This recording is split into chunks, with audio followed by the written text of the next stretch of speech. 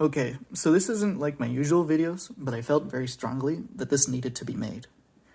So if you're a frequent watcher of my videos, you'll probably be aware that I'm a big StarCraft fan. When I need Marissa to do something in a video, I'll often have her playing StarCraft or some other game. But anyways, StarCraft 1 and 2 are probably the games that have had the biggest influence on my life. It's safe to say that I'm a big RTS fan in general. So I was inspired to make this video after watching a video by Minute Hammer called Presidents Play Dawn of War. And the reason for this is because this video perfectly represents every team game in an RTS in a nutshell, and it's amazing. You can't find that experience anywhere else. So it makes me kind of sad that so many people nowadays haven't had the chance to experience this, or let alone even know what an RTS is. And I think the decline of RTS can kind of be blamed on four things. I think in order for RTS to come back, it needs to fix these things. So firstly, the shape of the gaming landscape does not accommodate well to RTS games. And secondly, RTS games by their nature are quite intimidating. 3, there's also a bit of a stigma behind RTS games. And 4, companies don't really understand RTS these days. So for the first two issues, they're basically two halves of the same problem, and so I decided to break them up into two parts for simplicity. Firstly, the shape of the gaming landscape today just doesn't fit very well. Back when RTS was big in the late 90s and early 2000s, LAN parties were the norm.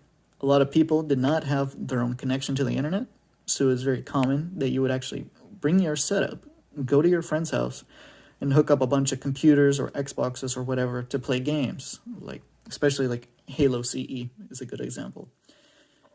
This is also another thing a lot of people these days don't get to experience anymore, unfortunately. LAN is not really a thing anymore in modern gaming. This goes into the second problem, that RTS games are quite scary. The point of most RTS games is to simply destroy your enemy's toys. However, you don't just get to see everything your opponent is doing at all times. Usually there's a fog of war in the way, and there's something lurking in the dark. And that lack of knowledge or lack of awareness of what's going on is intimidating for a lot of people. But back then, when LAN was king, the people you were playing against were often in the same room. So a lot of that stress wasn't really there. You could just have fun with your friends. But with modern gaming, it actually makes this problem even worse because you just get matched with a person that's literally just a name on a screen. That is a really uncomfortably small amount of information for you to work with, and most people don't like to play games like that. For the third problem, this is going to go a bit into my own life in order to explain this point. So growing up, my first experience with RTS was StarCraft Brood War. I was introduced to it in about 2011 or 12-ish.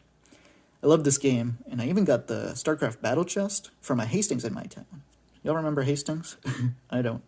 They closed down a long time ago. Anyway, my greatest memories of Brood War was vacationing in Puerto Rico at my grandparents' house, and me and my cousin played it all the time, like almost every day. However, since the prime of StarCraft Brood War was long over with, I had to move on to StarCraft 2 once I left Puerto Rico, and I played for the majority of the Heart of the Swarm era and into first couple of years of Legacy of the Void. But I eventually came to resent StarCraft 2 for reasons I'm only just beginning to understand. I didn't want to play StarCraft 2 anymore because, I was young and I was just playing 1v1 all the time and I just couldn't win, so I didn't want to play anymore. But then something amazing happened. In 2017, StarCraft Remastered came out, and as soon as that game came out, I did not touch StarCraft 2 for almost 6 years. But just in this past February, I decided to give StarCraft 2 another shot, and I was very pleasantly surprised, because all the problems that I thought I had when I was younger, I realized they weren't actually the game's fault. They were my fault. As a kid, I was very interested in the competitive scene of StarCraft 2. I watched all the world championships and watched people like Loco all the time. I also watched Husky StarCraft. Like, if you've played StarCraft 2 for a really long time, you'll probably remember Husky StarCraft. I watched him a lot, but unfortunately he committed the unforgivable sin and deleted all of his videos. Anyways, I was so spiteful at StarCraft 2 for a long time because I was led to believe by the media that I was consuming that the competitive part of the game was all there was to StarCraft 2. I began to believe that all StarCraft 2 was just a competitive, cerebral sweatfest designed to annihilate your wrists. So when StarCraft Remastered came out, I believed that Brood War was the easier game, but I made the same mistake that I did with StarCraft 2 and tried to play competitive 1v1 all the time. But it was during that time when I realized something. Somebody told me that if 1v1 was too hard, to, I guess, go play the easier games like 3v3 or 4v4. And I did. And I began to actually have fun. Not quite as much as like when I played with my cousin in Puerto Rico, but it was pretty close. This was the revelation I received. I've heard a lot of people say those exact things that I said when I was a kid. They say that RTS games, they're too hard, they're too stressful to play and learn. But I realized it's not actually the game's fault. It's the professional scene's fault. They condition the audience to believe that all that RTS games are, specifically StarCraft 2 in this case, is just that, like a cerebral sweatfest to annihilate your wrists. And it demoralizes them into thinking that they need to play at that level in order to actually have fun, when that's just not true. And it ultimately scares them away. You don't actually need that high of a level of technical skill or strategy in order to have fun in an RTS. Team games are really good for this, because when you screw up, it doesn't feel as bad when you're playing 1v1. You don't just automatically lose. And if you survive, it's very often that you can rebound and catch up with your teammates and get back into the game. And then the competitive scene aspect goes into point 4. And this is a pretty common problem among modern gaming in general. But companies just don't understand the nature of the competitive scene anymore. A lot of games today, notably Halo, had a big emphasis on the competitive part of the game because that's where a lot of the money and publicity used to be. And sorry, I meant notably Call of Duty. Call of Duty had a big emphasis on the competitive scene.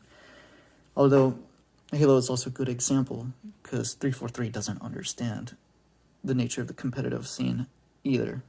Like, just look at Halo 5, right?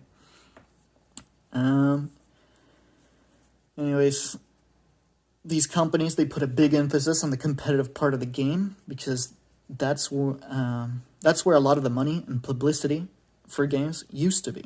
Keyword, used to. Back in the early 2010s, professional gaming used to be really big. Like as I mentioned, Call of Duty. I remember me and my cousin, we used to be big fans of FaZe Clan way back in the day. I'm saying that like I'm super old. I'm only 20, man. But I completely forgot about them until I saw a skin for them in Halo Infinite.